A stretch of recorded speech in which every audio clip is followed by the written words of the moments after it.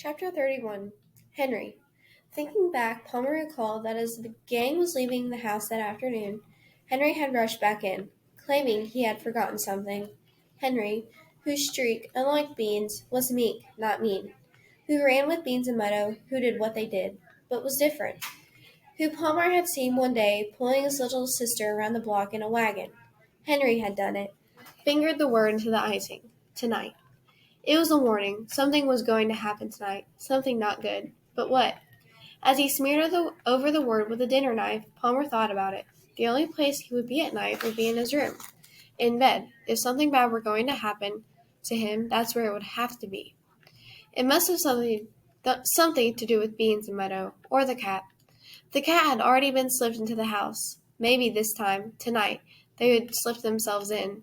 They had already done so once, and lately, Beans especially had taken an interest in Palmer's room. Palmer, acting put out with his parents, kept insisting that he was not allowed to have visitors upstairs. This, however, had not prevented Beans from climbing the stairs to the bathroom no fewer than 3 times during the party. Palmer considered phoning Henry to ask him directly, but that felt risky. Left to his best guess, he decided the warning meant that he was to have visitors that night, considering the guy's recent suspicions. It did not take a genius to figure out the purpose of the visit had to do with a certain feathered roommate. He went upstairs to feed Nipper, who had returned from his daily wanderings. While the pigeon pecked at nacho pieces, Palmer sat on the bed to think the whole thing through. It occurred to him that he could close and lock his window and thus keep them out.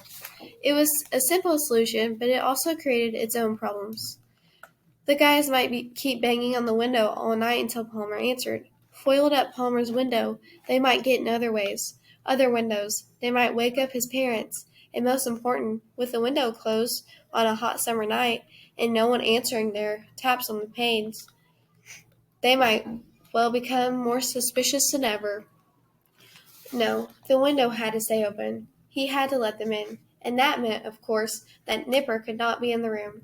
Neither could Palmer. He thought about it. They would go downstairs. They would hide in the dark. He did not think the guys would search the whole house. The target was his bedroom. And what could he say the next day when Beans asked him where he was last night? He could say it was too hot in his room, so he slept downstairs on the sofa. Or even better, he stayed overnight at his relatives'. The moon was beaming outside his window when a happy thought came to him. This whole thing could turn in his favor. Once they saw for themselves that there was no pigeon or evidence of a pigeon, they might drop their suspicions. They might believe him. They might back off. So maybe, crazy as it sounded, it was good that they were coming. Palmer had no trouble staying awake in the dark. He was too nervous to sleep. At last, he heard his parents' footsteps coming up the stairs. 10 minutes later, the bright crack under his bedroom door went dark. He waited until he thought they were asleep. He turned on the flashlight he had brought up for this night. Nipper was at his usual spot on the closet shelf. When the light beam struck, the eye facing Palmer went from a buttonhole slit to an orange button. Otherwise, the bird did not move. This was normal behavior, Palmer knew. Nipper would be easy to handle. When he settled down to roost, he went into a dopey trance that firecrackers did not disturb. Palmer stood on the chair and, cupping his hands, gently lifted his forbidden pet from the shelf. Holding both pigeon and flashlight was tricky, but Palmer managed to tiptoe downstairs without waking up the house.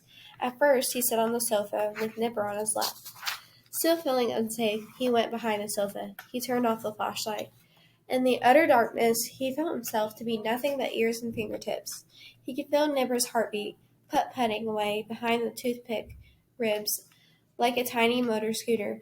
He could feel the cool golden gaze of the trophy pigeon 2 rooms away.